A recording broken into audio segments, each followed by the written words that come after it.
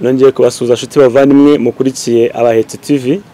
Amahoro y'Imana nabe kuri mwe, ubutabazi bw'isumba byose ukomeze babeho. Nagira ngo tuganire ku ijambo ry'Imana kuri uyu mugoroba, amare nitwange tuganira ku ijambo ry'Imana, dukuremo icyifuzo dusenge. Mana turagushimiye, tugushimiye kubw'uyu mwanya duhaye, nyemerera ubane natwe kandi ijambo ryawe risoza icyo ritumye kuri uyu mugoroba ibashe kugera ku mpera z'isi hose, risoza icyo ushaka ku bantu bawe mu izina ry'Umwami wacu Yesu Kristo, amen.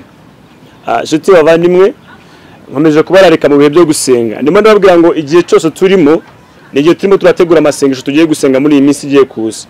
Ariko nagira ngo tuvuge ku ijambo rivuga ngo hari isengesho udashobora guterura, hari udashobora gusenga bitewe n'uko uhagaze, bitewe n'uko uri. Hari ibintu byagutandukanye n'Imana. Icyambere ni ukuyibeshya ko ukijijwe kandi udakijijwe. Icya kabiri ni ukwibeshya kuri umunyamasengesho kandi bitakuri ku mutima. Rero ibyo bintu bishobora gutuma utabana n'Imana. Uko wasenga kose wawumeze nk'uhagira ibuye. Rero twe kuhagira ibuye, tuba Kristo bakijijwe, tuba abanyamasengesho b'ukuri, tuba abantu bakunda Imana mu mvugo ndetse n'ibikorwa byacu bikagaragaza ko iyo Mana tuyikunda. Ndagira ngo dusome ku ijambo ry'Imana, ubundi tuzo kurikuramo isengesho. Tuzo kuramo isengesho dusenga ry'umugoroba, dusenga tubwira Imana ikomeje dufashe, idushyigikire mu migambi yacu yose ya buri munsi kandi yaze kwifuza kwacu. Dusome ijambo ry'Imana mu byakozwe n'intumwa ibice 5, turasoma dore ku murongo wa 7 dusome n'uwa 8, ubundi tuganire kuri iri jambo. Dusome mu izina rya Yesu. Ibyakozwe n'intumwa cyangwa se iby'intumwa zakoze ibice 5 umurongo wa 7, hari aya magambo: hashize nk'amasaha 3 umugore we yinjira atazi uko byagenze. Petero aramubaza ati mbwira, mbese ibi biguzi nibyo mwaguze isambu? Aramusubiza ati ye nibyo. Imana ishimwe cyane. Ndagira ngo mbaganirize ku muntu waruje kubeshya Imana ariko ntibyamuhira. Ngutangarize ko Imana toshobora kuyibeshya kuko Imana ntibeshywa. Irakuzi nange iranzi. Ibyo wakora byose ibibizi. Ibyo wakora mu gitondo n'imugoroba ntabwo igicikwa na gatoyi. Ndagira ngo ngutangarize aya magambo: ntukabeshye Imana kuko Imana si yo kubeshywa, ahubwo yibwira ukuri kugira ngo izi gusobanure kuko isanzwe ikuzi. Ariko nayo ngutangarize ngo wigwe kwishushanya imbere y'abatakuzi, wishushanye kuri umuntu yizi kandi utayizi, ahubwo yibwira ukuri, ubibwira abantu ukuri. Numara kwibwira abantu ukuri, ibyo biraza kuguhesha amahoro kandi n'Imana iraza kubona nta mugayo ukuriho. Rero twe kujya tubwira abantu Imana cyangwa kubwira abantu Imana utazi cyangwa se udakorera cyangwa se ukabigisha gukiranuka nyamara udakiranutse, ahubwo twigisha abantu biri mu mitima yacu. Ndagira ngo ubwiye uyu mugabo witwa Ananiya n'umugore we Safira. Ndasubira inyuma gato umwibutse ku cyari gitumye baza. Bari bamaze kumenya neza ko hari ahantu abantu b'Imana basengera. Bari bamaze kumenya kondisiyo z'abantu binjira aho ngaho, ibyo baba bitwaje n'uko babitwaye. Ibintu kwica gusenga kwawe, kwica kwinjira mu buzima budatunganye, kwinjira mu rugo rw'Imana ni urugo rutunganye. Ndabyibuka Imana yamagara Mose yabwiye ngo banza ukweture inkweto zawe kuko aho ugeze ntahera. Umuntu ugiye kuba mu nzu y'Imana, umuntu ugiye gusenga agomba kubanza kwitandukanya n'ikizira, kwitandukanya n'ibyaha, kwitandukanya n'ibintu acamo bya buri munsi. Rero mu ijambo rivuga ngo mwaturirane kugira ngo mukizwe, mwaturirane kugira ngo mukizwe ibyaha. Rero uyu mugabo witwa Ananiya n'umugore we bari bazi kondisiyo z'urugendo barimo bagenda, bari bazi icyo basabwa, icyo bagomba gukora, bari bagisobanukiwe. Bari bazi ko nta muntu winjira aho basengera cyangwa se muri icyo gihe yari azi neza ko abantu bajya gusenga cyangwa se abantu bunga ubumwe bakaganira ku ijambo ry'Imana, bagasenga bakabana n'Imana, bagomba kubanza kwikirana. Bari ku murongo umwe bararesaga. Icyo gihe abantu bararesaga nta wasumbaga undi, nta n'uwagiraga icyaha. Nacyo gihe bari mu mudendezo kandi bagiraga n'izindi mbaraga nyinshi kuko ntawagiraga uducocera twari buze kongera kwishyiramo, ntawagiraga inguni yari buze kongera kwigobekamo, nta n'uwagiraga umutungo we yari buze kongera kuwujya maze kubura mu iteraniro. Bose babaga bari hamwe, ibyo bari babyicanye aho ngaho. Icyo bari batumbiriye bwa ubwami bw'Imana bari gushaka. Imana itugiriye neza cyane. Ananiya nawe amenye amakuru n'umugore we, aravuga ati hari ahantu twumva buzuye umwuka wera, twumva ibyaho biryoshye, turumva bari mu mudendezo, turumva babyina, natwe tugende. Ariko bari bazi neza nkuko naherekana mbikubwira, bari bazi ikigomba. Baravuga ati natwe tugurisha ibiguzi by'isambu yacu, natwe tugere tubasange tube abantu b'Imana. ariko bigira inama mbere yuko bagenda. Baravuga ati ariko twe nitubigurisha ntabwo tuzamera nka bariya babikoze nabi, bariya ninjiji. Hari abantu bafashe uyu murimo w'Imana bawushyiramo ubucakura bwabo, bawushyiramo uburyarya, nabo barabanza batekereza ibintu by'uburyarya bwabo. Baravuga ati oya, ntabwo tubijyana byose, ducemo kabiri, ntabwo twabibasira. Ubwo ni ubwenge bw'isi, ntabwo bwari ubwenge bw'Imana. Rero abantu ubwenge bw'isi babwijije mu itorero, ubwenge bw'isi abantu babwijije umurimo w'Imana. Abahanuzi ubwenge bw'isi babwujuje umurimo w'Imana, abakozi b'Imana babwujuje umurimo w'Imana, ariko ni ubwenge bw'isi. Barangije barabivugana we n'umugore we, baravuga ati twe tuzajyana icya kabiri, ababyo tujyana ibindi tuzabyisigariza. Barangije barabinoza, bamare kubinoza, Ananiya aritegura n'umugore we. Ananiya arirukanka agenda mbere, ashyitse mu iteraniro asanga umukozi w'Imana Petero ahagaze mu iteraniro. Aramubwira ngo mbese Ananiya, ibi nibyo biguzi by'isambu yawe? Undi nawe ati nuko. Abene aba bantu bavuga gutya, aba bantu babese ntibatinye no kwahira izina ry'Imana mu binyoma kandi bari imbere y'Imana. Aravuga ati niko kuri, ibi nibyo biguzi twagurisha isambu yacu. Petero aramubwira ati si umuntu wese, si twebwe wese waje kugaragaza umwuka w'Imana. Abantu muri iyi minsi bagaragaje umwuka w'Imana, bumva ntacyo bibatwaye, bamaze kubigira umudendezo. Ariko ndagira ngo gutangarize, nubwo ubigerageza ukabikora buri munsi, ariko umwuka w'Imana uzagufata. Imana yatafite imbaraga nyinshi zizagutahura uri, zikagaragaza uriwe. Ananiya ntabwo byatsinze kugaragara uwo ari we. Petero aramubwiye ngo si twubese, ahubwo ubese Imana. Ako kanya bari kumubwira iryo jambo, ngamwikubita ku birenge umwuka urahera. We wasanga umwuka wawe utarahera, ukaba ubese igihe kirekire, umwuka ukaba utarahera. Ariko ndagira ngo utangarize mu munsi wawe n'umwe wenyine gusa, kuko Imana ntizemera ko uzakomeza kubikora uko wishakiye. Ntabwo Imana izatuma ukomeza kugenda uko ushaka, kuvuga uko ushaka, imigenzereze yawe ntitunganye rwose, ariko wumva kuri mu murimo w'Imana. Rero ibyo ngibyo urabikora, Imana ikakwihorera ukagira ngo ihangirawe rwose. Ariko ndagutangariza mu munsi wawe n'umwe, Bibiliya iravuze ngo amugwa ku birenge, umwuka urahera, arapfa. Amara gupfa ngo bafata abasore beza bafite kujya kumushyingura. Bamara kujya kumushyingura hashize nk'amasaha 3, umugore we Safira nawe arinjira. Mu masaha 3 yose yarashize afite gahunda yo kujya gusenga.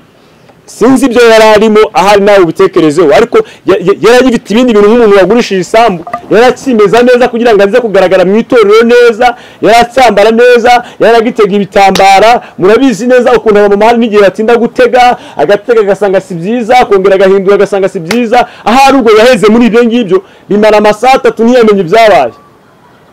Ariko naho yari buze kubimenya ibyabaye, ashobora kuba atari guhindura intekerezo ku byo yavuganye n'umugabo, kuko Satani yari amaze kwinjira mu mitima yabo kugira ngo bese Imana. Inshuti yange, Satani ye kugushuka ngo bese Imana mu bihe byo gusenga, Satani ye kugushuka ngo bese Imana mu bihe byo kuyizera cyangwa mu bihe byo kuyikurikira. Niba ukurikira Imana, emera umese kamwe uyikurikire, ari nta bindi bintu ugenda wishingikirije, ari ntabyo ugenda wasize inyuma, uri buze gukurikira ukongera ukabisanga, ukabifatanya n'umurimo w'Imana. Kurikira Imana, umenye ngo ndi imbere yawe Imana.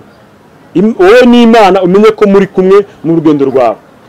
None uyu mama hashyitse ngo atazi n'ibyabaye mu masaha 3, ari indirimbo byumva uhora yaririmbye irashimisha ngo naburyo ubareba. Ahari yari kugira ngo aze kugaragara neza imbere y'abantu, ariko imbere y'Imana hari urupfu.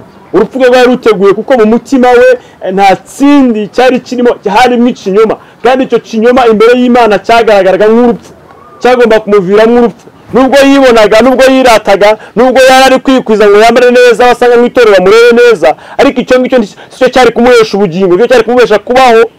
Imbere mu mutima we hari harimo ikiza kumwica. Mu mutima wawe ushobora kubugendana ikikwica kandi ukizi neza ko cyakwica, kikakwangiriza. Ikinyoma cya Safira n'umugabo we cyabagejeje ku rupfu. Nawe ndagira ngo utangarize ngo wemere ugendane n'Imana mu bushake bwawe, kuko wabihisemo kugenda. Kuko Petero yarajije Ananiya aramubaza ngo mbese iyi sambu ukifite ntiyari iyawe? Ese ibiguzi byawe ukimara kubigurisha byo ntibyari ibyawe ukibyigengaho nawe ugukontorora? Iyo ubigumana ukareka kuza kubesha umwuka w'Imana. Rero niba ibyo bintu byitwa ibyawe wavuze ngo urabitaye, ejo ukongera kubijyamo, ndagira ngo ubwire ngo urimo urikurira umuvumo mugari, kandi urimo wikurira urupfu. Petero aramubaza pe Safira none wowe ibi biguzi byo bagurisha isambu byose ati cyane rwose ati nibyo twagurishije ati amafaranga yose twagurishije naho ngaho yazanye nta kindi cyasigaye mu rugo. Petero aramubwira ati niki cyatumye Satani aza mu mitima yanyu akuzuza kubeshya umwuka w'Imana. Arongera nawe aramubwira ati sitwe mubeshya ntabwo ari abantu beshya ba mukristo hoye ntabwo we mukorari ntabwo beshya perezida we mukristo ntubeshya pastor ahubwo ni Imana ubeshya. Iyo ngiye ubeshya rero izagushira ku karubanda umunsi umwe. Muri ibi bihe dutegura gusenga nagira ngo ubanze witegure uri muntu ki ugiye gufata amasengesho y'iminsi 21 uri muntu ki ugiye gufata amasengesho y'iminsi 30 uri muntu ki ugiye gufata amasengesho y'iminsi 3 uri muntu ki ugiye gufata amasengesho y'iminsi 2 uyungamugwa ku birenge nawe amwuka umuvamo urahera arapfa amare gupfa ngo abasore bavuye guhaba umugabo we nuko Petero yaramubwiye ngo dore ibirenge byamaze guhaba umugabo wawe nawe biraje bikujyana nawe biramujyana. Inshuti yanjye nta kindi ijambo ry'Imana ritwigisha guhinduka kuva muri kamere zacu kuva mu myitwarire yacu mibi tukagenda uko umwami ashaka.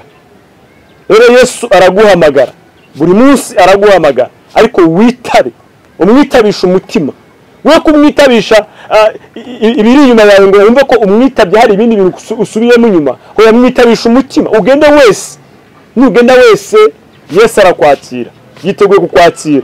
Yesu yiteguye gukoresha Yesu yiteguye gukorera iby'ubutwari we gushaka igisubizo kitari rero Yesu ni nzira n'ukuri n'ubugingo mwemerera umukurikire utamuryarya nawe azaguhereza byose dore ko ibyo yadusezeranije ni byiza n'amahoro n'ubugingo buhoraho n'ukuzabona gakondo yo mu gihugu cyo mu ijuru.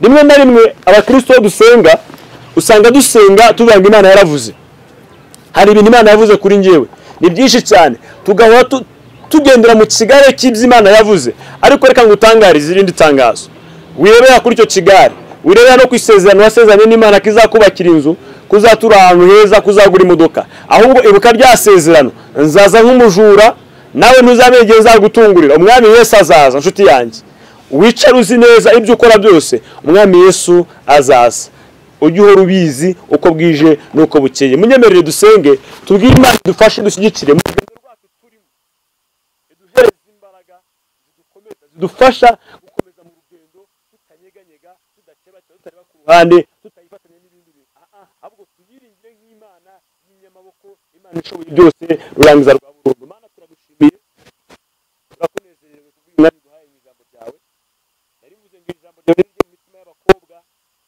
ribahindure rije mu mitima y'abagabo riduhindure rije mu mitima y'abasore ribahindure rije mu mitima y'ababyeyi ribahindure. Ikintu wanga ni ikinyoma nukunda umuntu ukubeshya ntunakunda umuntu ukubeshyera ibyo ngibyo ntabwo bikunda ukunda abatunganye niba uzagendana nawe kuko ijambo ryawe ryarambwiye ngo amatwi y'Uwiteka ngari kubagenda batunganye abo ngabo ngo bumva gusenga kwabo bumva gutaka kwabo ngo bamara kumva gutaka kwabo mukabasubiza mukamara umubabaro wose ukabamara agahinda ukabamara intimba ukabanezeza. Unyemerera ijambo ryawe risohoze ritumye kandi buri muntu wese ubyumvishije yumve ko hari cyagomba guhinduka yumve ko agomba kuba hari umukristo ugushaka akagushakana umwete by'ukuri kandi agutunganiye rwose. Urakoze ndagushimiye ndakunezerewe kubyumvishije mu izina ry'Umwami wacu Yesu Kristo amen.